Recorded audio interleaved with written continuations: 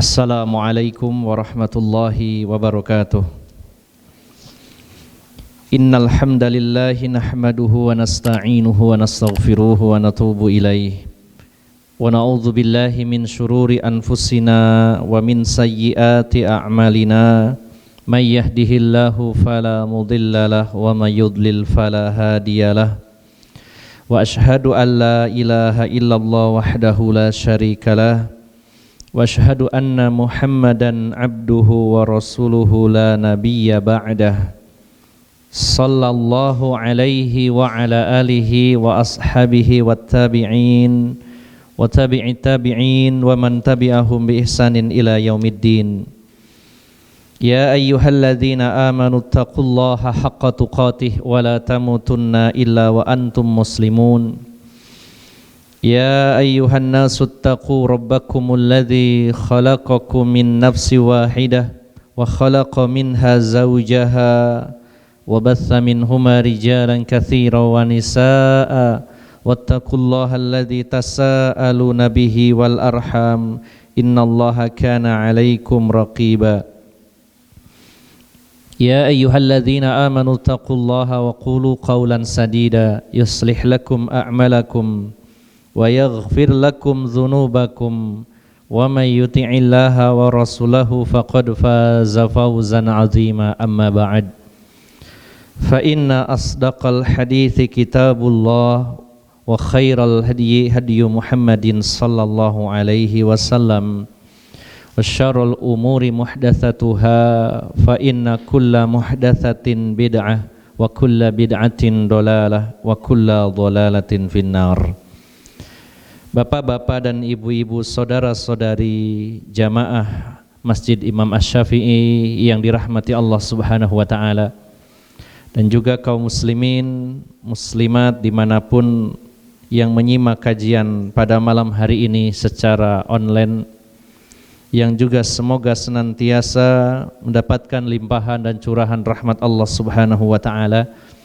Alhamdulillah, kita bersyukur kepada Allah Subhanahu wa taala, terutama bersyukur atas hidayah Allah Subhanahu wa taala, sehingga pada malam hari ini kita masih diberikan semangat, diberikan kemauan untuk hadir di majelis ilmu dalam cuaca yang cukup dingin dan sisa-sisa hujan dari siang tadi masih terus turun. Namun semuanya tidak menyurutkan niat kita untuk hadir di salah satu taman surganya Allah Subhanahu wa taala. Bapak, Ibu, saudara-saudari yang dimuliakan Allah Subhanahu wa taala, setiap kali kita membuka lembaran sirah nabawiyah, perjalanan dan perjuangan beliau Rasulullah Muhammad sallallahu alaihi wasallam, maka seolah kalau diibaratkan iman ini seperti handphone, ada pada posisi baterainya seperti dicas kembali. Dan ini baik secara nas maupun secara fakta, baik dalam dalil Al-Quran maupun faktanya, bisa kita rasakan bahwa membaca dan mendengar sirah nabawiyah akan menambah semangat dan menambah keimanan kita kepada Allah Subhanahu wa taala. Di dalam Al-Quran yang sering saya ulang dalam muqaddimah kajian kitab Ghazawatur Rasul, Allah berfirman dalam surat Hud ayat yang ke-120, surat 11 ayat 120. Allah berfirman, wa kullan naqussu 'alaika min amba'ir rusuli ma nuthabbitu bihi fuadak wa ja'aka fi hadhil haqqu wa mau'izatu wa dzikra lil mu'minin. Dan setiap kami kisahkan kepada engkau, ada kata kullan, setiap, selalu, dan setiap kami kisahkan kepada engkau dari kisah-kisah para rasul, Maka dengan kisah-kisah tersebut kami teguhkan hatimu, kami kokohkan hatimu, kami jadikan kamu istiqomah di atas hidayah, di atas Islam, dengan sebab dibacakan, dikisahkan kisah para nabi dan rasul. Dan juga di dalam kisah tersebut telah datang kepadamu yaitu kebenaran, nasihat, mauizah, dan juga peringatan bagi orang-orang yang beriman. Kalau kita resapi, kita renungkan, kita tadaburi ayat ini, Allah menyatakan wa kullan, setiap kami bacakan, kami kisahkan, maka hatimu akan diteguhkan. Dibacakan apa? Dikisahkan apa? Tentang kisah para nabi. Lebih-lebih kalau yang dikisahkan itu adalah Rasul terakhir, manusia yang paling dicintai oleh Allah Subhanahu wa taala, yaitu Rasulullah Muhammad sallallahu alaihi wasallam. Dan tentunya kisah tentang Rasulullah yang merupakan rasul terakhir dan nabi yang diutus ke tengah-tengah kita, kisahnya pastinya paling detail dan paling lengkap kalau kita bandingkan dengan kisah para nabi dan rasul yang lainnya. Kita mendapatkannya secara umum itu global. Tapi perjalanan hidup Rasulullah SAW begitu kita dapatkan secara detail. Bahkan hadis Nabi SAW jadi bagian sumber hukum Islam yang kita pelajari dan kita yakini, dan itu adalah wahyu dari Allah. Manusia mana yang ucapannya setiap berkata jadi dalil kecuali Rasulullah SAW. Saking detailnya kita belajar tentang kehidupan Rasulullah, apa yang Rasulullah ucapkan itu adalah hadis dan itu adalah sumber hukum Islam. Kita pelajari. Apa yang Rasulullah lakukan, gerak-gerik beliau dari mulai bangun tidur beliau sampai tidur lagi, bahkan sedang tidurnya, semuanya adalah dalil. Ini luar biasa detailnya kisah Rasulullah itu. Dari A sampai Z kita pelajari tentang kehidupan Rasulullah dalam hadis-hadis Rasulullah sallallahu alaihi wasallam. Maka kalau kisah-kisah para nabi secara umum akan mengokohkan kita di atas jalan kebenaran, lebih-lebih kalau kisah itu adalah kisah Rasulullah yang lebih detail dan lebih menakjubkan, serta itu adalah nabi kita sendiri. Kemudian Bapak Ibu jamaah sekalian yang dimuliakan Allah Subhanahu wa taala, kita belajar tentang sirah nabawiyah. Sirah Nabawi khususnya secara spesifik membahas tentang perangnya beliau. Ini merupakan bagian dari usaha kita untuk menambah pengetahuan kita tentang Rasulullah. Dan pengetahuan kita tentang Rasulullah ini menjadi bekal kita di alam kubur. Bahkan itu di momen pertama kita masuk alam kubur. Karena di antara yang dijadikan patokan, jadikan acuan adalah siapa yang lolos pada pertanyaan malaikat di kubur, maka yang setelahnya akan mudah. Rasulullah SAW bersabda dalam hadis yang diriwayatkan dari sahabat Utsman bin Affan, karena saat itu sahabat Utsman bin Affan menangis di atas kubur ketika beliau mengantar jenazah ke pemakaman. Di atas kubur beliau menangis.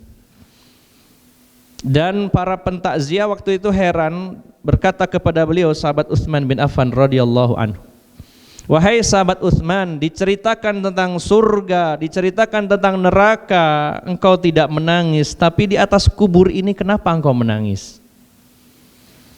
Sambil terisak-isak Utsman mengatakan, sami'tu an-nabiyya sallallahu alaihi wasallam yaqul, saya telah mendengar Rasulullah sallallahu alaihi wasallam telah bersabda, innal qabra awwalu manzilin min manazilil akhirah. Sesungguhnya alam kubur ini adalah persinggahan pertama di alam akhirat, terminal pertama di alam akhirat. Maka kata sahabat Utsman, Rasulullah melanjutkan sabdanya, siapa yang diberikan kemudahan di alam kubur, maka yang setelahnya jauh lebih mudah. Dan siapa yang sulit di alam kubur, maka setelahnya jauh lebih sulit.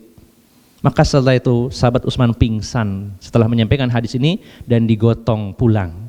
Berangkat membawa jenazah, pulang menggotong sahabat Utsman yang pingsan setelah menyampaikan hadis Nabi ini. Artinya Bapak Ibu jamaah sekalian, bekal kita, modal awal di alam akhirat yaitu di alam kubur harus lolos dari pertanyaan malaikat yang bertanya di alam kubur. Dan 3 pertanyaan di alam kubur, salah satunya adalah bertanya tentang Rasulullah sallallahu alaihi wasallam. Makanya di dalam kitab Usulus Salasah sampai disebut salasah, 3 landasan utama, karena yang dipelajari, yang dibahas adalah ma'rifatullah, ma'rifatun Nabi sallallahu alaihi wasallam, wa ma'rifatu dinil islami bil adillah. Mengenal Allah, mengenal Rasulullah, mengenal Islam dengan dalil-dalilnya. 3 poin inilah yang akan ditanyakan oleh malaikat. Siapa Tuhanmu, siapa nabimu, apa agamamu? Dan ini butuh persiapan Bapak Ibu jamaah sekalian. Agar kita mantap menjawab pertanyaan kedua, siapa lelaki yang diutus di tengah-tengah kamu? Siapa nabimu? Kita akan menjawab dengan lantang Rasulullah Muhammad sallallahu alaihi wasallam, dan itu bisa dilakukan kalau saat ini, waktu di dunia ini kita mau mempelajari tentang beliau, mengenal lebih jauh tentang beliau. Nah, maka belajar tentang salah satu kitab ini, dan sebenarnya ada kitab-kitab lain yang mudah-mudahan bisa berlanjut di kitab yang lain. Salah satu pelajaran sirah nabawiyah yang spesifik, yang khusus membahas tentang peristiwa perang-perang yang dialami dan dilakukan Rasulullah sallallahu alaihi wasallam dalam kitab Ghazawatur Rasuli sallallahu alaihi wasallam. Bapak Ibu jamaah sekalian, ternyata kalau kita semakin mendalam mempelajari kitab ini, semakin banyak hal-hal yang unik dan menakjubkan dari pribadi Rasulullah sallallahu alaihi wasallam. Banyak terobosan-terobosan baru yang di zaman modern ini digunakan oleh kebanyakan orang, termasuk terobosan-terobosan dalam bidang militer. Dan seperti sering saya sampaikan bahwa mempelajari perang tidak selalu membahas dan identik dengan kekerasan. Banyak pelajaran di sana selain penumpahan darah. Sangat banyak sekali yang luar biasa, kalau kita kumpulkan, kita gali, luar biasa. Maka salah satu yang akan kita bahas, dan di sini ternyata banyak sekali pelajaran-pelajaran penting yang bisa kita petik, yaitu pada pertemuan malam hari ini kita akan membahas tentang Fathu Mekah. Saya pribadi selama ini, dan juga Bapak Ibu jamaah sekalian mungkin lebih ilmunya dari saya, namun saya pribadi mengenal dan membahas tentang Fathu Mekah itu masih global, dan ternyata banyak hal-hal detail yang baru saya ketahui dari kitab ini, yang bisa jadi Bapak Ibu jamaah sekalian lebih tahu dari saya. Maka kita belajar bersama. Pembahasan tentang Fathu Mekah ini kita bagi menjadi 3 cakupan. Yang pertama tentang sebab-sebab terjadinya perang, latar belakangnya apa, kenapa terjadi perang Fathu Mekah. Yang kedua, bagaimana persiapan keberangkatan pasukan besar kaum muslimin. Yang ketiga, bagaimana penaklukan kota Mekah itu berlangsung. Bapak Ibu jamaah sekalian yang dimuliakan Allah Subhanahu wa taala, kita mundur sedikit ke belakang bahwa pada tahun yang ke-6, pada tahun 6 Hijriah, kaum muslimin waktu itu rencana akan melakukan umroh ke Tanah Suci, namun tidak diizinkan oleh orang-orang Mekah, orang Quraisy. Dan terjadilah di sana perjanjian yang bernama Perjanjian Hudaibiyah. Salah satu isinya adalah kaum muslimin dengan orang-orang Mekah, orang-orang musyrikin Mekah melakukan gencatan senjata selama 10 tahun ke depan. Cukup lama. Sehingga waktu ini, momen ini dimanfaatkan betul oleh Rasulullah dan kaum muslimin. Di antaranya sudah kita sebutkan bahwa Rasulullah mengirim delegasi-delegasi kepada para raja, para pemimpin, para kepala suku untuk menjelaskan dan mengajak mereka kepada Islam. Ini satu. Yang kedua, dimanfaatkan oleh Rasulullah untuk menaklukkan Khaybar. Itu pada tahun ke-7 Hijriah. Dan ternyata kaum muslimin mendapatkan kemenangan yang gemilang dengan membuahkan ghanimah yang sangat spektakuler, luar biasa. Sampai para sahabat mengatakan, kami tidak pernah kenyang sebelum penaklukan Khaybar. Namun setelah penaklukan Khaybar, para sahabat bisa merasakan bagaimana perut yang kenyang. Nah, pada tahun ke-8 Hijriah, Artinya 2 tahun setelah perjanjian Hudaybiyah. Gencatan senjata terjadi sudah berlangsung 2 tahun. Pada tahun ke-8 Hijriah terjadi sebuah insiden penyerangan dari Bani Bakr kepada Bani Khuza'ah, di mana Bani Bakr ini adalah sekutu dari orang-orang musyrikin Mekah, suku Quraisy terutama. Sementara Bani Khuza'ah adalah sekutu dari kaum muslimin karena mayoritas mereka sudah meluk Islam. Nah, Bani Bakr ini menyerang Bani Khuza'ah dibantu secara persenjataan, personil dan logistik oleh musyrikin Mekah. Sehingga yang terbunuh dari Bani Khuza'ah yang waktu itu mereka sedang melaksanakan tahajud salat malam, mereka sedang ruku dan sujud, mereka dibunuh, diserang, kurang lebih 20 orang terbunuh pada peristiwa tersebut.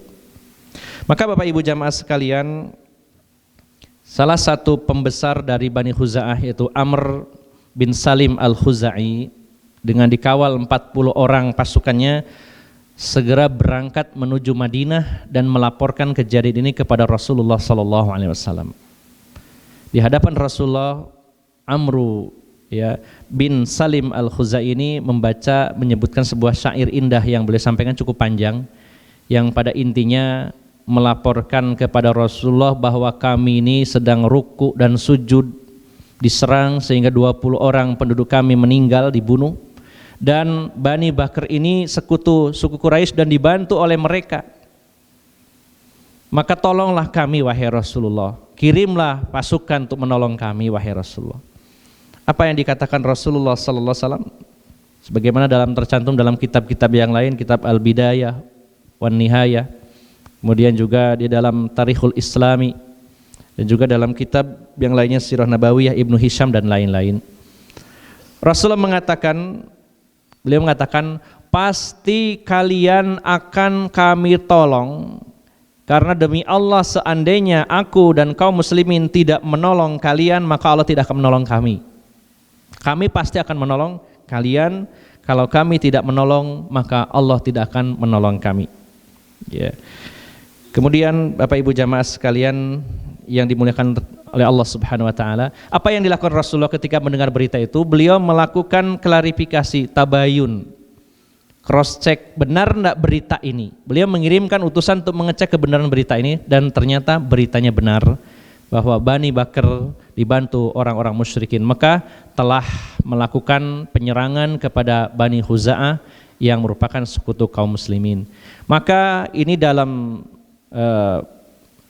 dunia militer maupun dalam bidang politik, maka apa yang dilakukan oleh suku Quraisy ini telah melanggar dan mengkhianati perjanjian gencatan senjata, karena sudah melakukan penyerangan bukan langsung kepada Rasulullah dan para sahabat, tapi kepada sekutu. Nah, kemudian hal ini juga diperkuat oleh yaitu Rasulullah setelah tabayun, setelah klarifikasi, benar tidak diserang. Setelah benar tidak langsung diserang, Rasulullah SAW mengirimkan surat kepada orang-orang Quraisy. Apa yang disampaikan Rasulullah SAW? Beliau memberikan pilihan kepada orang-orang Quraisy. Pilihan pertama, kalian sudah membantu Bani Bakr dan menyerang Bani Khuza'ah yang merupakan sekutu kami. Maka pilihan pertama adalah kalian putus hubungan persekutuan dengan Bani Bakr dan membayar diat atas pembunuhan 20 orang. Suruh membayar nebus, yaitu diat pembunuhan 20 orang, dan memutus hubungan diplomatik dengan Bani Bakr. Ini pilihan pertama. Pilihan kedua, kalau kalian menolak maka kami akan memerangi kalian. Nah, ternyata Bapak Ibu jamaah sekalian yang dimuliakan Allah Subhanahu wa taala, ada salah satu tokoh Quraisy yaitu Quraidah bin Abdu Amr bin Naufal, ini dengan serampangan menolak dua pilihan dari Rasulullah SAW tersebut. Artinya mereka mengatakan, kami tidak akan memutus hubungan diplomatik dengan atau persekutuan dengan Bani Bakr, karena Bani Bakr adalah keberuntungan bagi kami. Dan kami tidak akan pula membayar diat, karena kalau kami membayar diat habislah harta kami. Kami gak akan melakukan itu. Nah, maka tentunya Rasulullah merespon keputusan dari salah satu tokoh Quraisy ini, dan sebelum Rasulullah melanjutkan langkah-langkah konkret, maka kaum Quraisy ini mengutus Abu Sufyan berangkat ke Madinah. Dalam rangka apa? Meralat apa yang disampaikan oleh Quraidah tadi. Meralat, intinya Abu Sufyan sebagai pemimpin Quraisy mengatakan bahwa kami ingin memperbaiki gencatan senjata perjanjian, ya. Artinya minta toleransi, jangan terjadi perang lagi. Kami ingin gencatan senjata ini bertambah sampai 8 tahun kemudian, jadi total 10 tahun karena baru berjalan 2 tahun. Namun Bapak Ibu jamaah sekalian, Rasulullah saat itu berpaling dari Abu Sufyan dan tidak menanggapi, tidak direspon, ya, tidak digubris sama sekali. Sampai Abu Sufyan ini mendatangi putrinya itu Ummu Habibah, salah satu ummul mukminin, istri Rasulullah sallallahu alaihi wasallam. Di sini ada satu pelajaran juga. Ketika itu Abu Sufyan masuk ke rumah Ummu Habibah yang merupakan putrinya, yang merupakan istri, salah satu istri Rasulullah sallallahu alaihi wasallam. Kemudian waktu itu Abu Sufyan akan duduk di tikarnya Rasulullah SAW, sama Ummu Habibah diambil dan dilipat, ya, disimpan. Lalu Abu Sufyan mengatakan, aku tidak tahu mana yang lebih engkau cintai, apakah aku atau tikar tersebut. Ayahnya sendiri. Lalu kata Ummu Habibah, tikar tersebut adalah tikarnya Rasulullah SAW, tidak layak engkau duduki karena engkau adalah orang musyrik yang najis. Ayahnya sendiri. Bagaimana pandangan Islam dengan sikap seorang anak yang begitu keras kepada ayahnya? Dalam hal ini sebuah sikap yang sudah sangat tepat karena menunjukkan sikap barok. Karena apa? Karena Abu Sufyan ini sebagai pemimpin orang-orang musyrikin sudah banyak sekali melakukan kerusakan, ya, sehingga sisi penghormatan dari Ummu Habibah di sini dicabut oleh beliau karena memang sudah terlampau banyak kejahatan yang dilakukan oleh Abu Sufyan kepada Islam dan kepada Rasulullah Sallallahu Alaihi Wasallam. Maka intinya pada saat itu gagallah Abu Sufyan untuk membujuk Rasulullah untuk melanjutkan perjanjian Hudaybiyah, itu gencatan senjata, gagal.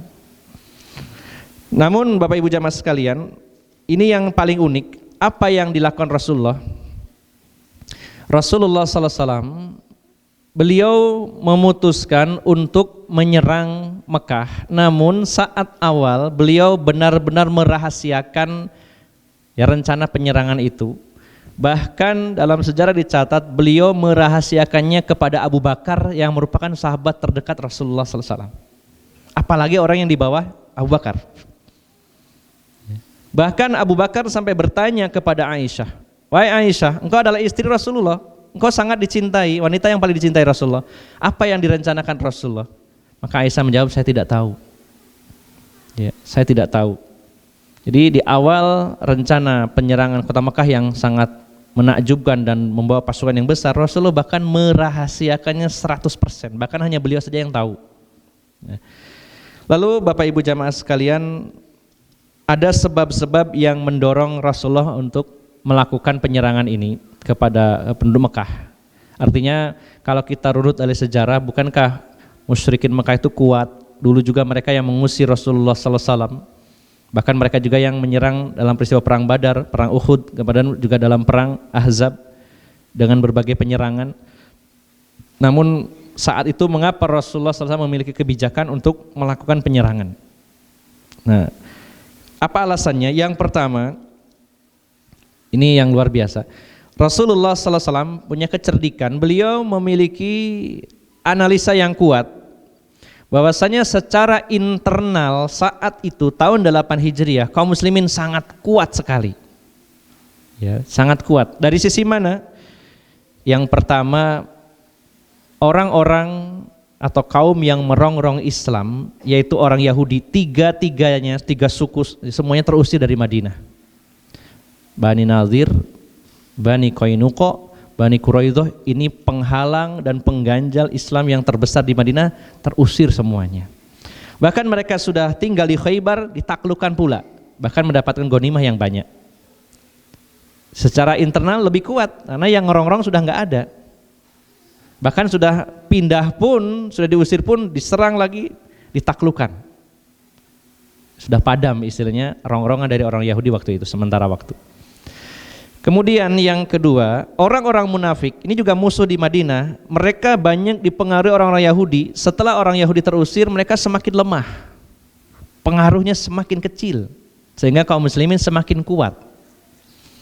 Jadi yang pertama, ini pertimbangan Rasulullah. Satu dari sisi perongrong sudah berkurang bahkan hilang di Madinah. Yang kedua, secara ekonomi saat itu kaum muslimin sudah sangat kuat sekali. Terlebih setelah penaklukan Khaybar, yang ditaklukkan itu luar biasa waktu itu. Khaybar adalah daerah yang sangat subur, kaya raya. Sehingga Rasulullah dan kaum muslimin mendapatkan ghanimah bukan hanya tawanan perang, budak-budak, laki-laki maupun perempuan, bukan hanya logistik berupa makanan, bukan hanya perlengkapan senjata, perlengkapan militer, juga tanah-tanah subur yang sangat luas yang dikelola oleh orang-orang Yahudi, dan hasilnya 50% disetorkan untuk kaum muslimin. Wah, luar biasa ini. Perekonomiannya terdongkrak naik, kaum muslimin kuat. Nah, kalau dari sisi politik kuat, ekonomi kuat, luar biasa. Ini yang dianalisa Rasulullah pertama. Yang kedua, sebaliknya Rasulullah menganalisa lemahnya kekuatan internal orang-orang musyrikin waktu itu, sangat lemah. Ya. Kenapa sangat lemah? Karena satu dari sisi ekonomi modal, mereka sudah semakin sulit karena mereka biasa dagang ke Syam sementara harus melewati Madinah. Di Madinah sekarang Islam berkuasa, sangat sulit, sangat terjepit. Bahkan pada pertemuan yang lalu sudah saya jelaskan bagaimana penguasa Yaman sempat menghentikan suplai atau mengembargo bahan makanan ke Mekah, semakin terjepit. Kemudian secara moralitas juga sudah semakin jatuh dengan kegagalan, dengan kekalahan perang itu semakin jatuh. Jadi di satu sisi secara internal kuat dan internal musuh semakin lemah. Ya. Kemudian yang ketiga, analisa Rasulullah selama perjanjian Hudaibiyah, Rasulullah sudah melakukan perluasan dakwah. Banyak kabilah-kabilah yang bergabung memeluk agama Islam dan itu menjadi satu kekuatan, semuanya di bawah komando Rasulullah Sallallahu Alaihi Wasallam. Nah, kemudian yang keempat, kenapa Rasulullah memutuskan untuk menyerang Mekah? Karena secara hukum militer, secara legal Rasulullah boleh melakukan itu karena mereka sudah mengkhianati perjanjian. Ini tidak melanggar hukum dalam bidang militer karena mereka sendiri yang mengkhianati perjanjian ini. Nah, maka dengan alasan-alasan inilah Rasulullah memutuskan untuk melakukan penaklukan kota Mekah yang di awal beliau sangat merahasiakannya sampai-sampai Abu Bakar tidak mengetahuinya, bahkan Aisyah tidak mengetahuinya. Bapak Ibu jamaah sekalian, di sini juga dikutip oleh para ulama bahwa dalam kasus tertentu seorang suami pun tidak boleh menceritakan rahasia-rahasia kepada istrinya. Termasuk seperti yang dicontohkan oleh Rasulullah SAW dalam kasus yang sangat besar dan membahayakan kaum muslimin. Rasulullah tidak menceritakannya kepada istri-istri beliau. Ya. Karena yang namanya wanita itu kadang-kadang keceplosan. Ketika tahu sesuatu dia bilang, "Iku mang ono ngene, ojo ngomong-ngomong ya, sampean tok ae ya." Nanti yang kedua begitu juga sama orang lain. "Iku aku oleh berita, sampean ojo cerita-cerita nang wong liya, cukup sampean ae." Kabeh gitu aja nyebar. Itu salah satunya ya. Maka Rasulullah dalam peristiwa ini sangat luar biasa, sangat unik. Apa yang diambil oleh Rasulullah adalah merahasiakannya.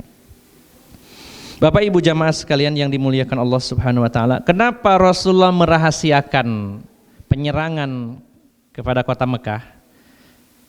Salah satu alasannya adalah agar orang-orang musyrikin Mekah benar-benar tidak siap. Ya. Diharapkan oleh Rasulullah, ini kita simulasikan seandainya kita yang mengalami, bukankah Mekah itu tempat kelahiran Rasulullah Sallallahu Alaihi Wasallam? Bukankah Mekah itu juga kelahiran para sahabat muhajirin? Sementara kalau diserang terus terjadi perang pertumpahan darah, gimana perasaan Rasulullah dan para sahabat muhajirin yang akan menyerang kampung halaman sendiri dan juga kerabat-kerabat sendiri? Maka yang diharapkan Rasulullah sebenarnya jauh-jauh hari sudah mencanangkan gimana caranya supaya datang pasukan besar lalu pihak musuh tidak melawan sama sekali sehingga tidak terjadi pertumpahan darah. Nah, rahasianya di situ sebenarnya. Jadi perlu kita garis bawahi bahwa Fathu Mekah, kenapa Rasulullah merahasiakannya? Inginnya supaya musuh tidak bisa mengimbangi. Kalau sudah tidak bisa mengimbangi, nanti ada langkah-langkah selanjutnya yang diambil Rasulullah. Gimana caranya supaya tidak terjadi pertumpahan darah? Maka salah satu caranya adalah dengan kekuatan besar yang tidak terduga, sehingga musuh akhirnya menyerah sebelum menyerang. Nah, ini salah satu kiatnya. Karena Rasulullah tahu ini Mekah, kota suci, tempat beribadah, Baitullah di sana. Dan ini tempat kelahiran Rasulullah, di sana juga kerabatnya para sahabat Muhajirin. Nah, gimana caranya supaya tidak terjadi pertumpahan darah? Harus didatangi oleh pasukan yang super besar, kemudian mereka akan down dan tidak melakukan perlawanan sama sekali, sehingga di situ tidak terjadi pertumpahan darah. Itu harapannya sebenarnya. Namun ada langkah-langkah nanti selanjutnya yang diambil Rasulullah, bagaimana caranya supaya orang Mekah itu nggak melawan. Ya, luar biasa ini. Maka Rasulullah merahasiakan ini. Nah, kemudian Bapak Ibu jamaah sekalian, yang unik lagi, beliau melakukan teknik pengalihan isu. Nah, ini yang sekarang banyak dilakukan. Ya. Di dunia modern, kalau orang sedang fokus satu permasalahan supaya kabur, nah, dialihkanlah isu kepada isu yang lain. Apa yang dilakukan Rasulullah? Pada saat itu Rasulullah setelah mempersiapkan diri akan menyerang dan masih dirahasiakan, tanpa sepengetahuan kaum muslimin, Rasulullah mengirim ekspedisi pasukan, ya, yaitu yang dipimpin oleh Abu Qatadah, ya, yaitu ke daerah Batnu Idhaum, yaitu satu daerah dekat dengan Madinah sebenarnya, ya, tidak terlalu jauh, hanya sekitar 35 mil dari Madinah ke arah Syam. Lumayan lah 35 mil itu kalikan kilometer berarti berapa ya? Hampir 70-an ya. Sekitar 70-an. Nah, Rasulullah unik di sini, mengirim ekspedisi pasukan tapi tidak banyak, hanya 8 orang pasukannya dipimpin oleh 1 orang, jadi 9 orang. Jadi seolah-olah Rasulullah memerintahkan kepada Qatadah, kamu berangkat, ya, lakukan sebuah ekspedisi ke daerah tadi, yaitu Batnu Idham, ya. Dan orang-orang akhirnya terfokus, wah ada penyerangan apa lagi ini, ada perang apa, semua mata, telinga, pendengaran semuanya mengarah ke ekspedisi ini semuanya. Nggak ada yang menyangka kalau akan nyerang Mekah saat itu. Ini memang pengalihan yang dilakukan Rasulullah. Satu, merahasiakan, yang kedua pengalihan isu. Sehingga orang-orang tidak curiga kalau Rasulullah merencanakan rencana yang besar waktu itu. Nah, bahkan panglima pasukannya yang 8 orang ini ketika sampai di lokasi tolak-tolak, gak apa-apa ya. Ya. Benar-benar luar biasa ini ya. Panglima pasukan tidak ngerti disuruh apa, pokoknya berangkat gitu. Nurut mawon ya, namanya perintah siap, berangkat. Katanya Rasulullah ada musuh, ternyata nggak ada siapa-siapa di daerah situ. Ya. Sampai mereka pun nanti di akhir ceritanya itu tahu bahwa pasukan besar sudah berangkat ke Mekah, harinya nyusul gitu ya. Ya, tapi ya nggak muring-muring ya, nggak nggerutu ya. Oh, Rasulullah itu dolanan atau enggak ya. Tahu bahwa Rasulullah punya strategi. Subhanallah, ini luar biasa. Di saat itu mungkin belum ada strategi seperti itu, dirahasiakan, kemudian pengalihan isu. Ya. Nah, yang ketiga ini yang luar biasa lagi, Rasulullah memerintahkan para sahabat untuk keliling kampung, keliling pelosok-pelosok desa, ke kabilah-kabilah yang di bawah kuasa Islam. Apa yang dilakukan? Di antaranya Umar ibn Khattab, diperintahkan Rasulullah juga nggak tahu ada apa, Rasulullah pokoknya nyuruh, ya, kepada seluruh penduduk Madinah dan juga sekutu-sekutu kaum muslimin, jangan pernah menerima orang luar sama sekali, di lockdown, ya. Apalagi kalau dari Mekah, jangan. Ini fungsinya apa? Memutus rantai mata-mata. Saking Rasulullah merahasiakannya, gimana caranya supaya orang Mekah nggak datang ke situ, orang luar semuanya dicegah. Jadi mungkin gambarannya, diumumkan kepada warga sini jangan menerima orang luar dari manapun datangnya, apalagi dari Mekah, untuk waktu yang tidak ditentukan. Nanti nunggu perintah berikutnya. Pokoknya jangan memasukkan orang. Siapapun yang datang harus diusir. Luar biasa. Kecuali orang yang berangkat ke Mekah dan dari kalangan kita, itu justru sebaliknya, kita sedang mengintip kekuatan musuh. Ini yang dilakukan Rasulullah Sallallahu Alaihi Wasallam. Kemudian yang keempat adalah doa yang dipanjatkan Rasulullah Sallallahu Alaihi Wasallam. Terus terang saya juga baru tahu doa ini luar biasa. Itu sebuah doa yang dipanjatkan Rasulullah. Beliau berdoa, Allahumma khud ala asma'ihim wa absarihim fala yarawna illa baghtatan wa la yasma'u bina illa faj'atan. Ya Allah, tahanlah pendengaran dan penglihatan mereka. Ambillah pendengaran dan penglihatan mereka. Ya. Sehingga mereka tidak dapat melihat dan mendengar berita tentang kami kecuali dengan tiba-tiba. Artinya ya Allah, tolong pendengaran dan mata mereka tutup semuanya. Jangan sampai tahu rencana saya. Jadi setelah melakukan sebab-sebab lahiriah, Rasulullah melakukan sebab-sebab batiniah. Jadi tidak mentang-mentang Nabi serba instan dapat menang, luar biasa perjuangan Rasulullah. Detail sampai seperti itu. Sampai dibarengi dengan doa dan juga usaha-usaha ikhtiar. Nah, ada satu lagi kisah ini yang tercantum di dalam surat Al-Mumtahanah. Ternyata namanya manusia ada aja ya, ini ujiannya. Ada seorang sahabat yaitu yang bernama Hatib ya Ibnu Balta'ah.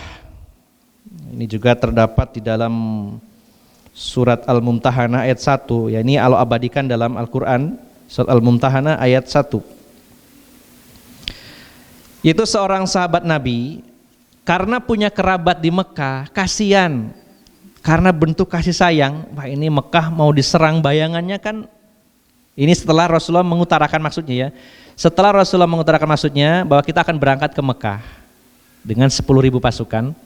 Karena sebelum-sebelumnya Rasulullah rahasiakan, terus mendadak disampaikan lalu berangkat gitu. Ya, perjalanannya hanya 10 hari ke Mekah waktu itu. Maka seorang sahabat bernama Hatib Ibnu Balta'ah menulis surat dan dititipkan kepada seorang wanita yang akan berangkat ke Mekah. Isi surat itu adalah memberitahukan kepada kerabatnya bahwa Mekah akan diserang. Nah, ini kan salah satu kelolosan yang sangat berbahaya sebenarnya. Tetapi Allah Subhanahu wa taala mewahyukan kepada Rasulullah sallallahu alaihi wasallam ketika wanita ini sudah berjalan ya cukup jauh meninggalkan Madinah.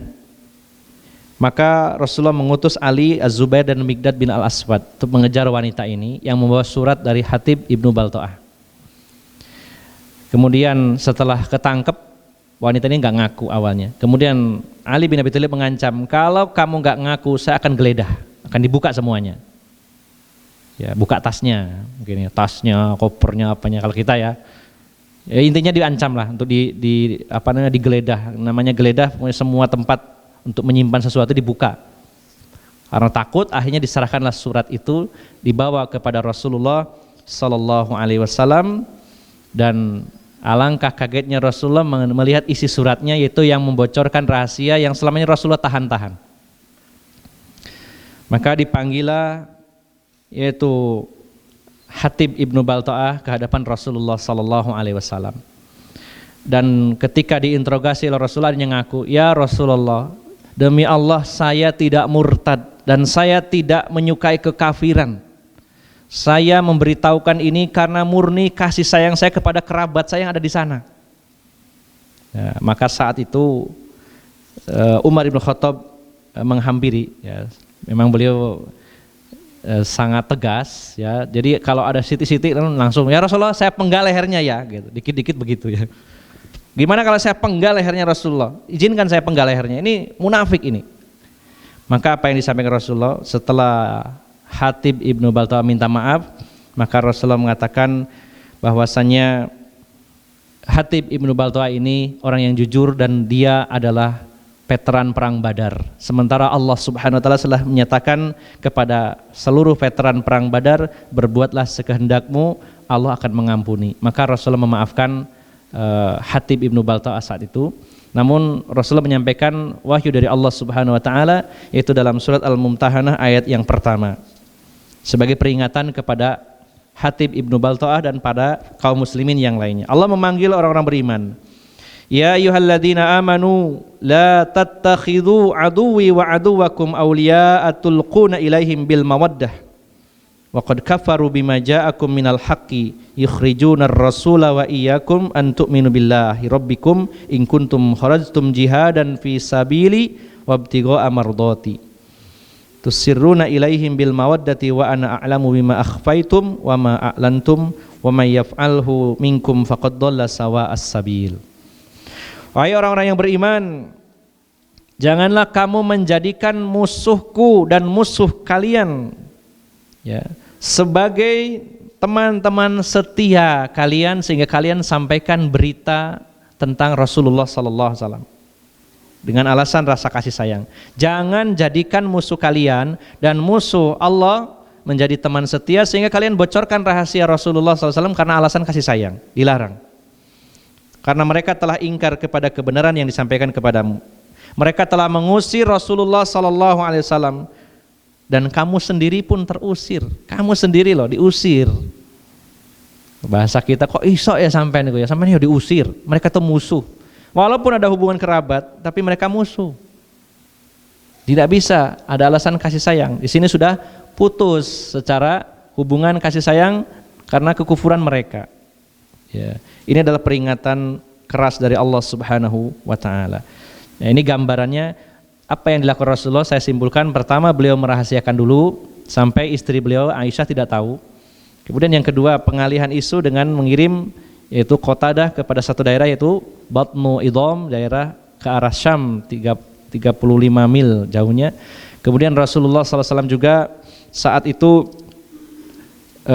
berdoa kepada Allah Subhanahu wa taala untuk meminta agar mereka tidak tahu apa yang dirancanakan Rasulullah SAW, lalu juga mencegah adanya spionase dan bocornya rahasia kepada orang-orang musyrikin Mekah. Ini gambaran awal sebelum beliau berangkat menuju Mekah. Kemudian Bapak Ibu jamaah sekalian, setelah Rasulullah SAW melakukan manuver-manuver itu, beliau langsung mengumpulkan kaum muslimin. Saat itu para sahabat Muhajirin dan Ansor tidak ada yang tertinggal satupun, ikut semuanya, Muhajirin maupun Ansor, dan bersama kabilah-kabilah yang lainnya. Ya. Dan Rasulullah meninggalkan Madinah, kemudian di Madinah saat itu dipegang kekuasaan sementara oleh pemimpin Madinah sementara yaitu Abu Raham Kulsum bin Husain. Nah, kemudian berangkatlah Rasulullah bersama 10.000 pasukan. Ya. Karena waktu itu belum ada WA, jadi aman ya. Kalau ada WA pasti ada yang nyoting dikirimkan ke Abu Sufyan. Abu Sufyan, ini pasukannya cepet ya. Dulu kan lama, harus kirim surat seperti tadi. Kecegat ya tidak nyampe surat itu. Ya, lama. Walaupun ada di perjalanan ada yang tahu, ya cukup lama juga harus berangkat ke Mekah seandainya ada. Ya. Kalaupun ada yang beritahu, nanti sampai ke sana pasukan Islam sudah dekat. Persiapannya kapan?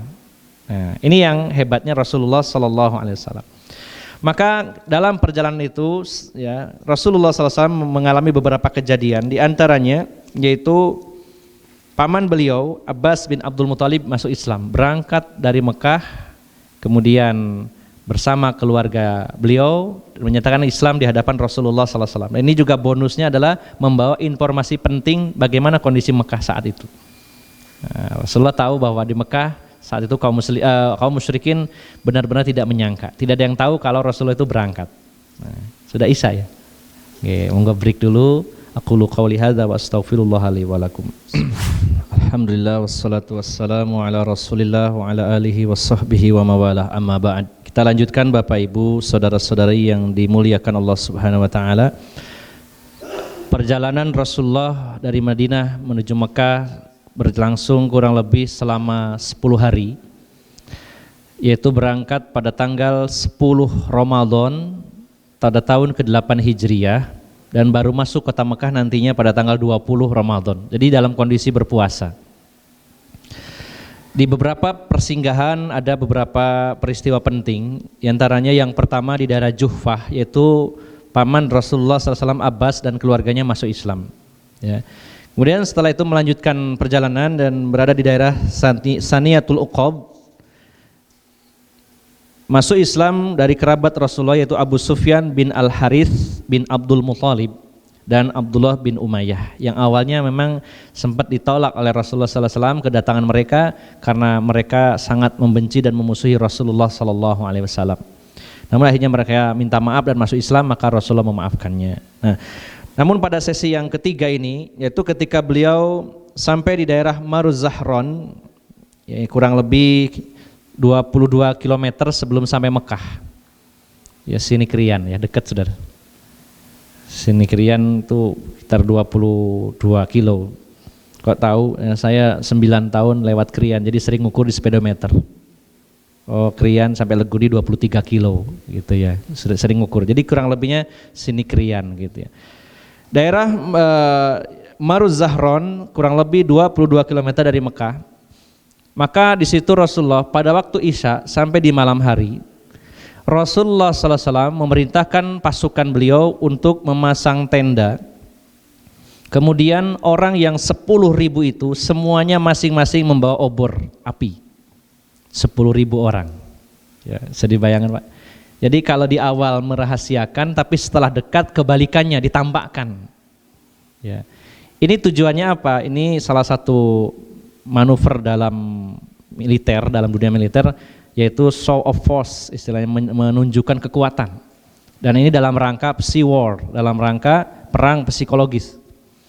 Jadi Rasulullah di awal merahasiakan supaya tidak siap dengan harapan melihat pasukan besar tidak terjadi perang, karena istilahnya orang tuh wah ini nggak mungkin dilawan, terlalu besar. Kalau di awal dirahasiakan, begitu sudah dekat justru ditampakkan, karena tidak mungkin lagi mempersiapkan diri.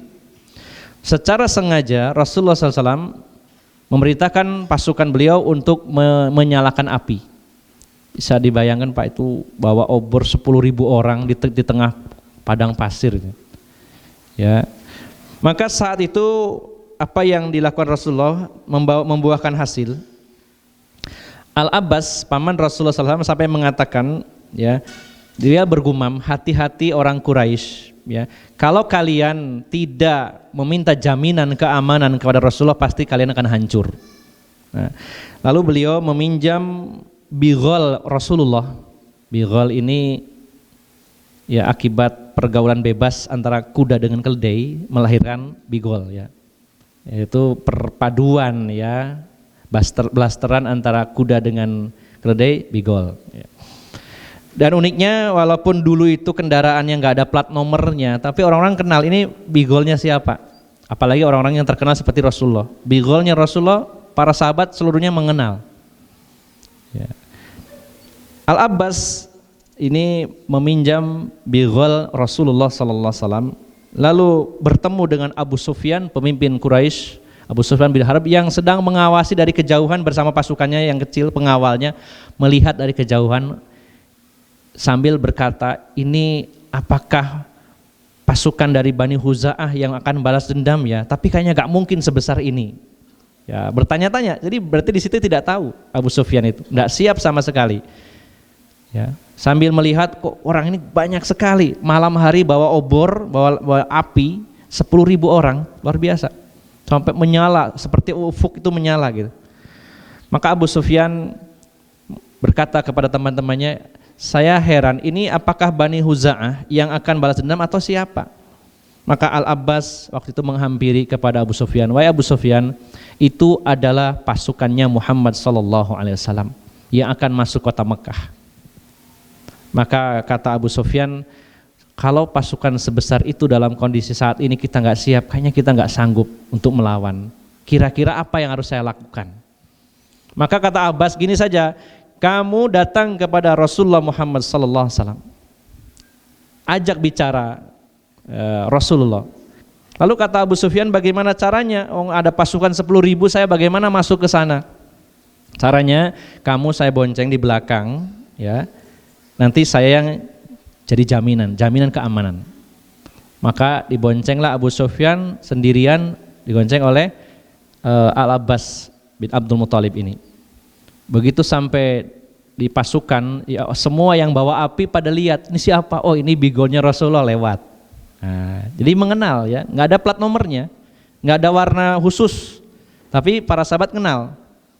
Tapi semuanya membolehkan, nah, kecuali Umar. Begitu lihat, lagi-lagi sahabat Umar lihat, tidak hanya melihat, dideketin, disentrong, siapa ini? Mukanya dilihat, oh Abu Sufyan, musuh, lari Umar menuju Rasulullah. Maka kata Abbas waktu menceritakan kisah ini, saya memacu bigol saya, padahal berat tunggangannya, balapan dengan Umar supaya lebih duluan sampai pada Rasulullah. Nah, maka setelah sampai kepada Rasulullah bareng antara Umar dengan Al-Abbas dan juga Abu Sufyan bin Harb, ya, barengan.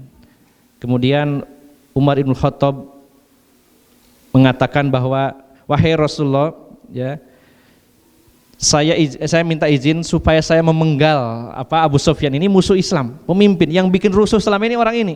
Izinkan saya memenggalnya sekarang, kesempatan. Tapi Al-Abbas mengatakan, wahai Umar, seandainya Abu Sufyan ini dari Bani Adi, dari sukumu, belum tentu kamu ngomong begitu. Ya, belum tentu kamu ngomong begitu. Ini dari kerabat saya walaupun kafir, saya jaminannya. Maka Rasulullah melihat percekcokan antara Abbas dengan Umar, beliau mengatakan, wahai Abbas dan Abu Sufyan, kamu malam ini tidur, besok ketemu saya lagi. Saya nggak mau membahasnya sekarang. Disuruh pergi semuanya. Daripada cekcok lebih lama, ada kalanya percekcokan itu selesai dengan akhirnya disuruh diam dulu. Ya, kadang-kadang bapak-bapak juga melakukannya. Cekcok sama istrinya, terus wes nang buri aja nang kamar, wes, daripada cekcok. Wes. Nah, ada kalanya begitu. Biar diam dulu ya, sama-sama mikir gitu ya. Nah, keesokan harinya maka menghadaplah Abu Sufyan ini ke hadapan Rasulullah sallallahu alaihi wasallam dan menyatakan masuk Islam. Tapi Rasulullah tahu bahwa Abu Sufyan itu memang sejak awal dia sangat gila dengan jabatan dan kehormatan. Ya. Maka Rasulullah mengatakan kepada Abu Sufyan, wahai Abu Sufyan, kamu pulang dan umumkan kepada seluruh penduduk Mekah, siapa yang masuk ke rumahnya Abu Sufyan maka aman. Dan siapa yang masuk ke Baitullah, ke Masjidil Haram maka aman. Dan juga semua orang yang menutup pintu rumahnya pasti aman. Maka diantarlah Abu Sufyan ini oleh Al-Abbas bin Abdul Muthalib.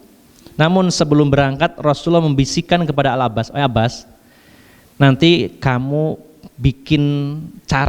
buat cara gimana caranya supaya Abu Sufyan ini nggak langsung masuk Mekah, tapi tertahan di satu tempat di mana pasukan Islam akan lewat duluan. Ya. Tujuannya apa? Saya ingin Abu Sufyan melihat kedatangan pasukan ini di siang hari. Jadi memang direncanakan Rasulullah luar biasa ya. Jadi strateginya luar biasa menurut saya. Ya. Wahai Abbas, ya, entah kamu pura-pura bagaimana caranya supaya ke perjalanan kamu menuju Mekah dengan Abu Sufyan itu tertahan dulu. Kamu cari tempat yang mana tempat itu leluasa untuk melihat pergerakan pasukan Islam supaya Abu Sufyan sendiri yang tahu. Tidak disebutkan dalam sejarah apa di situ diajak ngopi dulu apa enggak ada ya. Abu Sufyan yuk ngopi dulu gitu ya. Nanti pas ngopi imbuh kopinya enggak tahu ya saya. Cuma yang penting terserah kamu Al-Abbas tahan Abu Sufyan supaya pasukan ini lewat. Maka dilakukanlah oleh Al-Abbas bin Abdul Muthalib ini.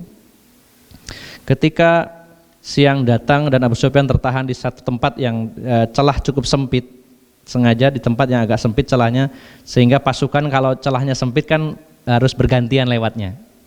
Nah, disengaja pinter juga Al-Abbas sama Rasul ini mengaturnya, tahan di satu tempat yang tempatnya jalannya sempit supaya semakin terlihat banyak. Kalau jalannya lebar kan kelihatan sedikit. Kalau di jalan raya yang lebar itu mobil lebih terasa sedikit daripada di jalan yang sempit kalau dengan jumlah yang sama. Nah, maka ketika Abu Sufyan berhenti, kemudian lewatlah pasukan kaum muslimin dan setiap satu rombongan lewat dengan kostum berbeda-beda, yang mungkin karena ada pasukan infanteri, ada kavaleri dan juga ada suku ini suku itu ya, berbeda-beda, bawa bendera, kemudian bawa bajunya khasnya masing-masing. Ya, mungkin kalau sekarang ini kalau angkatan darat ini ada Kopassus lewat, terus besoknya Kostrat dan seterusnya gitu ya. Maka setiap lewat satu kelompok, Abu Sufyan berkata, "Wahai Abbas, siapa ini?" Dikatakan oleh Al-Abbas, "Ini kabilah Bani Sulaim." Lewat. Setelah itu lewat lagi, maka Abu Sufyan bertanya lagi kepada Al-Abbas, "Kalau yang ini kabilah mana?" "Oh, ini kabilah Muzainah." Lewat. Setelah itu lewat lagi Rasulullah dan kaum Muhajirin dan Ansor secara total. Seluruh sahabat Muhajirin Ansor ikut semuanya dan seluruhnya memakai baju besi. Wah, ini kan keren sekali ya. Waktu perang Badar cuma nunggang satu ekor kuda. Itu Al-Miqdad bin Al-Aswad. Kudanya cuma satu ekor. Dari 313 yang naik kuda satu ekor. Yang 80 naik unta. Ya, yang lainnya jalan kaki dengan senjata seadanya. Tapi saat Fathu Mekah 10.000 pasukan dan Rasulullah serta sahabat Muhajirin dan Ansor seluruhnya memakai baju besi. Maka Abu Sufyan bertanya, lah kalau yang ini baju besi semua banyak sekali, ini siapa? Nah itu Rasulullah dengan sahabat Muhajirin dan Ansor. Nah, kalau bahasa kita tuh helu, ini nggak mungkin bilang gitu ya.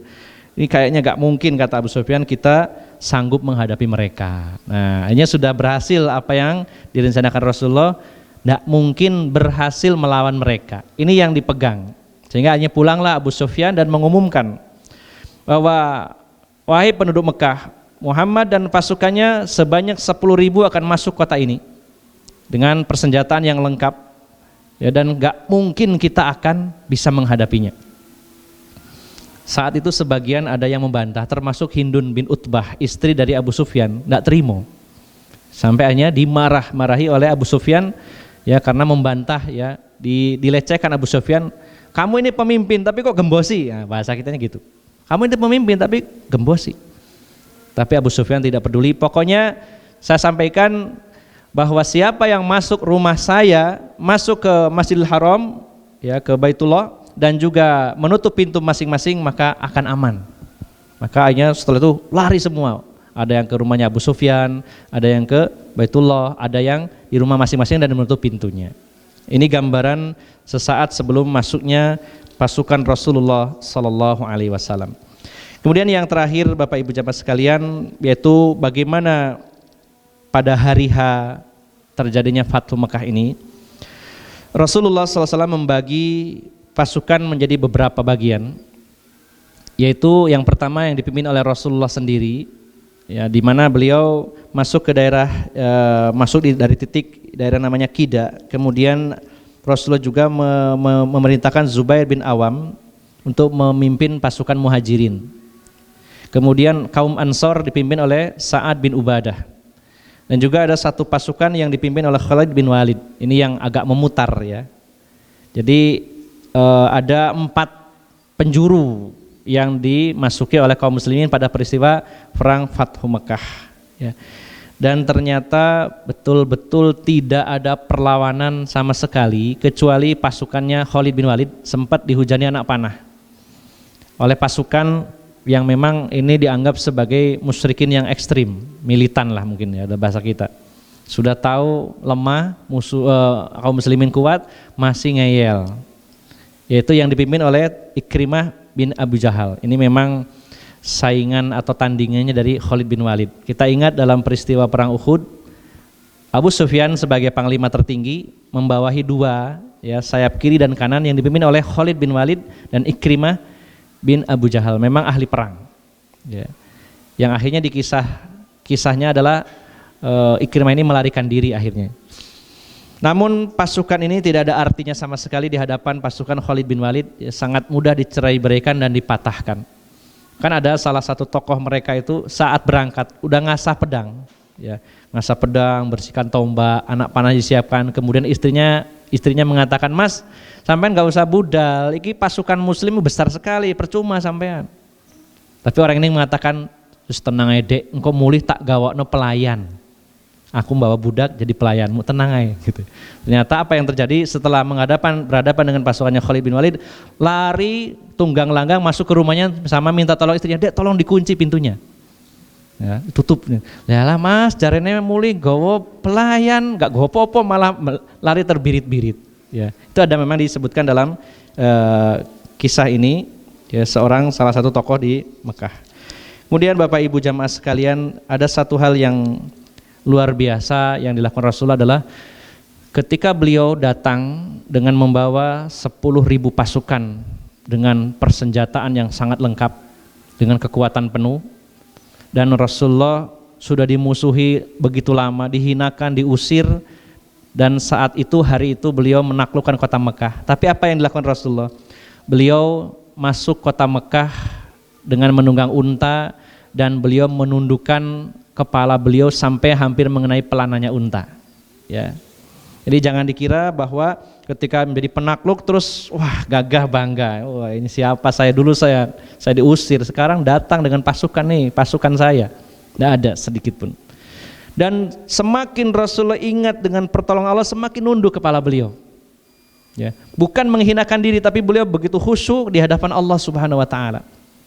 Beliau sadar betul bahwa beliau dan kaum muslimin mendapat kemenangan ini atas karunia Allah Subhanahu wa taala, sehingga tidak pantas untuk menyombongkan diri.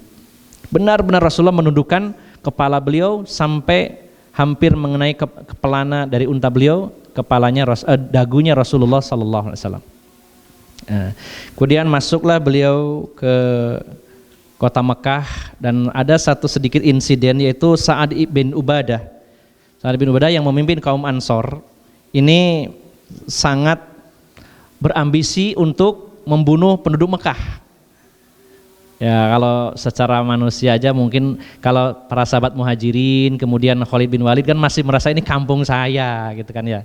Walaupun kafir tapi ini kampung saya lahir di sini, hidup sini. Tapi orang-orang Ansor tinggal di Madinah, mungkin dalam benaknya, dulu kalian bolak-balik nyerang kota kami, sekarang giliran kami ke sini. Nah, ini saatnya. Maka Sa'ad bin Ubadah mengatakan ya bahwa hari ini adalah hari pertempuran, hari pembantaian, mengatakan gitu.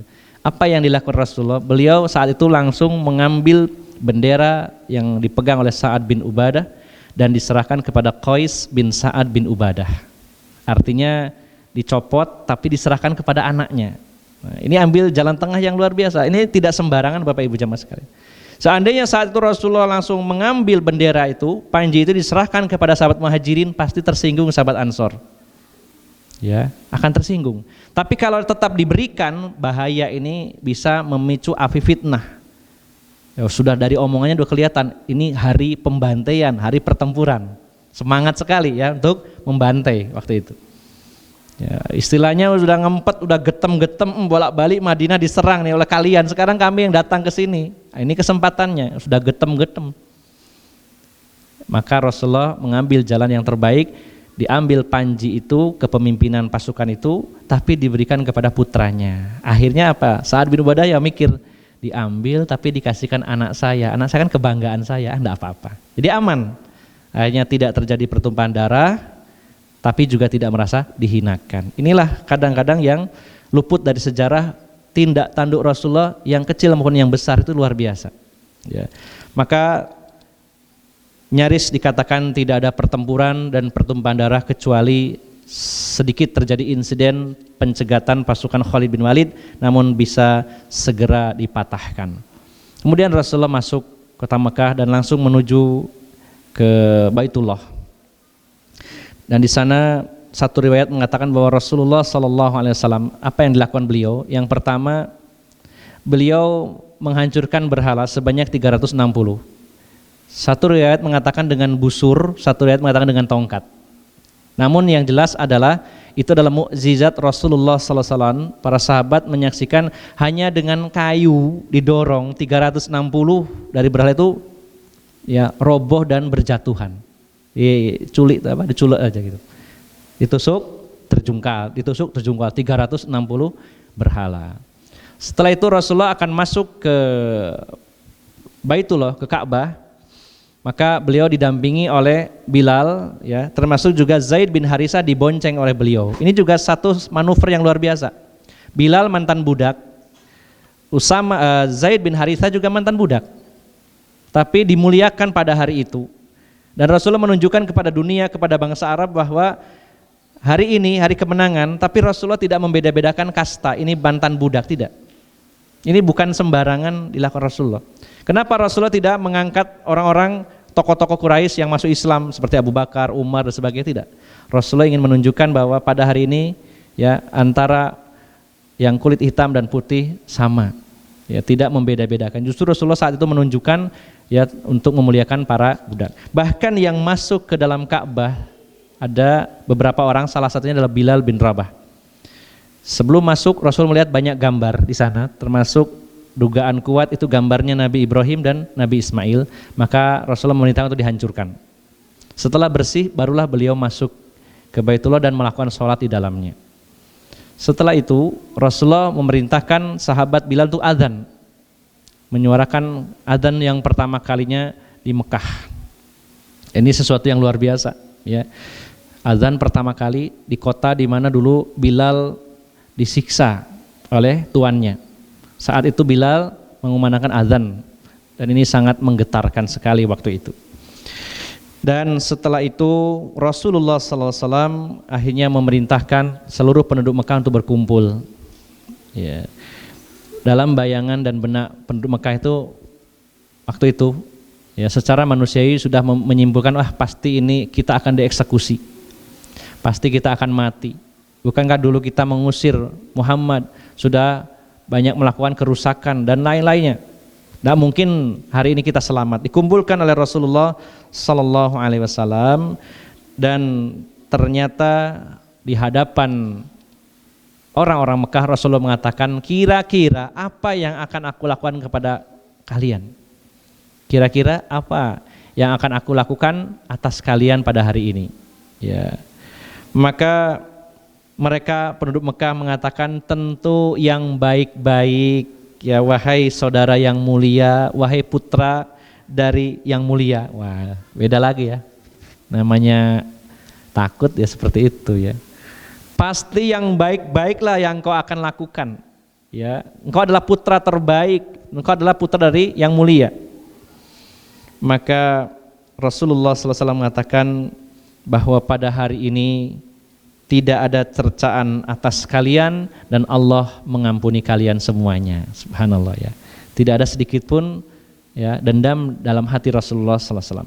Namun pada peristiwa itu memang ada 12 orang yang divonis dieksekusi mati karena memang banyak melakukan kerusakan. Jadi tidak berarti semuanya bebas, tapi yang kerusakannya besar maka dieksekusi oleh kaum muslimin sebagai pelajaran, dan dikhawatirkan nantinya akan mengobarkan fitnah di tengah-tengah kaum muslimin.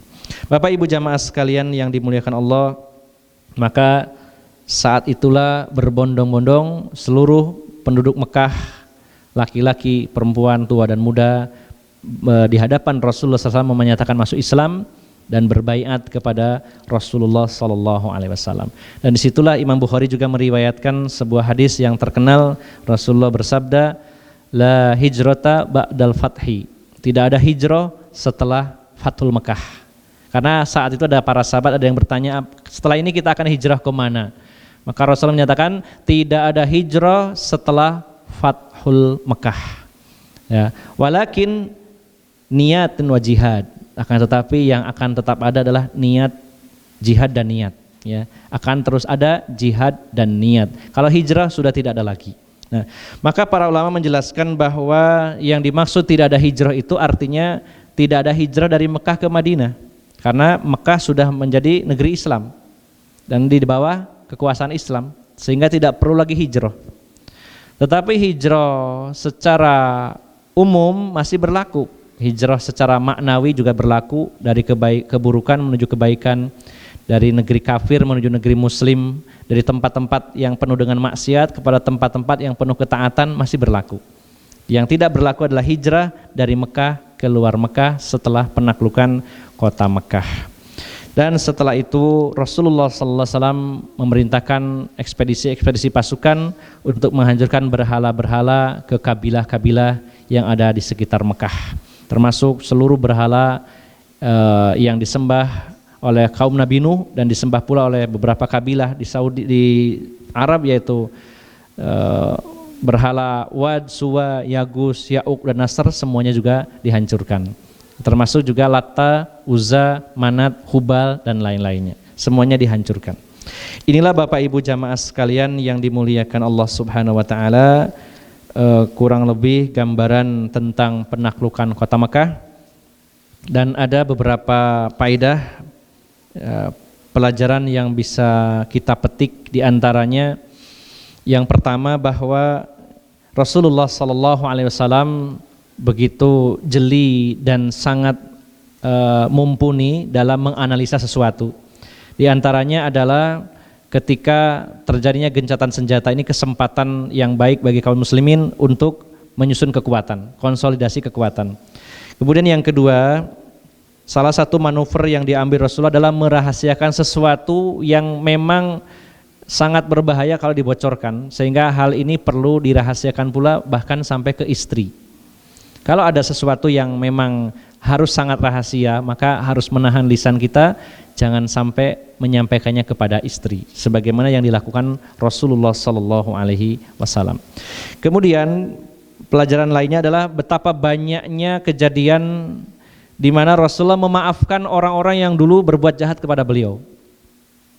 Ketika memang benar-benar orang ini taubat, ya, taubatan nasuha.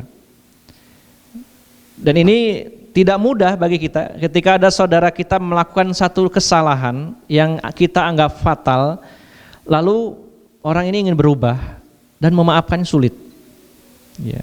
Apalagi sudah trauma dengan orang tersebut, ini akan sangat sulit. Dan ini Rasulullah bisa memanagenya dengan baik. Bagaimana Rasulullah memaafkan dari Abu Sufyan yang sangat banyak menyakiti Rasulullah SAW. Ya.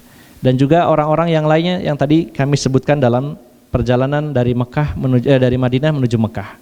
Bagaimana besarnya rasa maaf Rasulullah SAW, bahkan kepada penduduk Mekah secara total beliau tidak melakukan apapun, memaafkan dengan sepenuh hati. Ini juga pelajaran yang sangat luar biasa.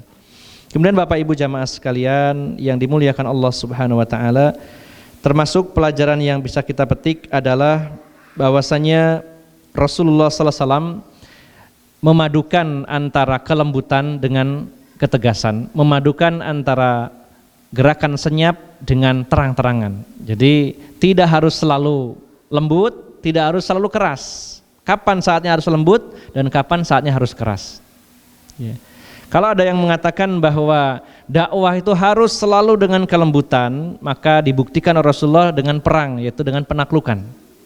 Ya, walaupun memang minim dari kekerasan, namun pada dasarnya mengerahkan pasukan besar sebanyak 10.000. Ini menunjukkan bahwa di antara metode Rasulullah dalam berdakwah tidak selalu dengan kelembutan, ada kalanya dengan sikap keras, dengan mengirimkan pasukan yang besar kalau memang memiliki kekuatan.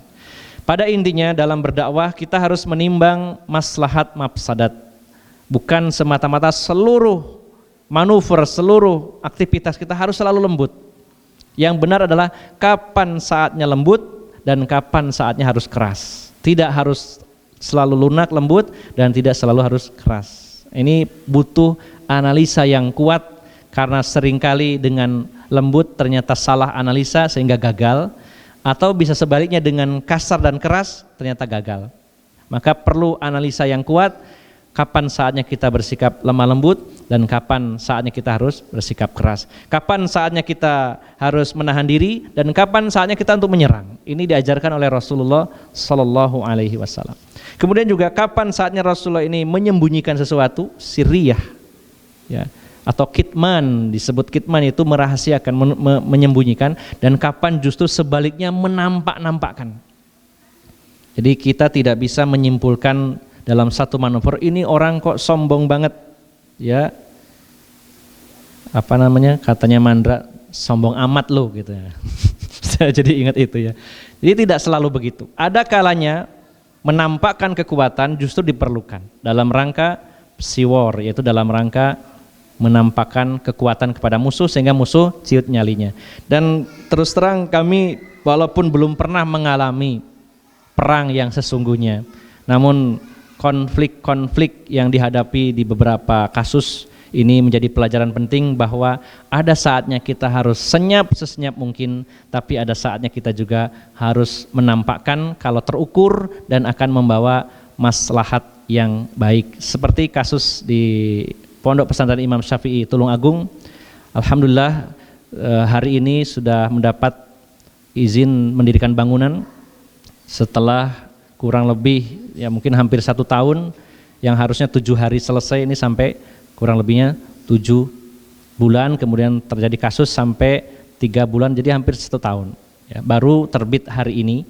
Maka teman-teman di sana berjaga kurang lebih 70 hari, banyak mengalami hal ya walaupun skala kecil, bukan seperti perang ini, namun di situ kita dapat pelajaran bahwa ada kalanya kita harus senyap, ada kalanya justru sebaliknya kita harus tunjukkan, dan itu bila terukur dan dengan analisa yang kuat akan menjadi sebab datangnya pertolongan Allah Subhanahu wa taala. Jadi Bapak Ibu jamaah sekalian, masih banyak sekali hikmah, ibrah dari kehidupan Rasulullah SAW yang bisa kita petik, maka sekecil apapun yang beliau lakukan, kebijakan apa saja yang beliau lakukan, itu adalah pelajaran penting bagi kita semuanya. Maka hanya dengan pertolongan Allah Subhanahu wa taala kita diberi kemampuan bisa menggali mutiara-mutiara hikmah yang ada dalam kehidupan Rasulullah SAW, kemudian diberi kemampuan untuk mengaplikasikannya, melaksanakannya dalam kehidupan kita sehari-hari.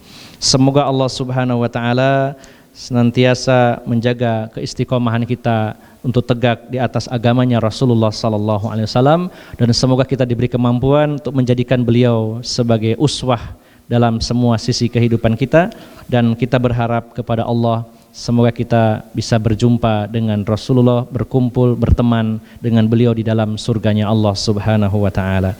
Demikian, semoga bermanfaat. Mohon maaf apabila ada salah ucap atau salah sikap dari awal hingga akhir. Aqulu qauli hadza wa astaghfirullah li wa lakum. Wa akhiru da'wana anil hamdulillahi rabbil alamin. Subhanakallahumma wa bihamdika asyhadu an la ilaha illa anta astaghfiruka wa atubu ilaik. Wassalamu alaikum warahmatullahi wabarakatuh.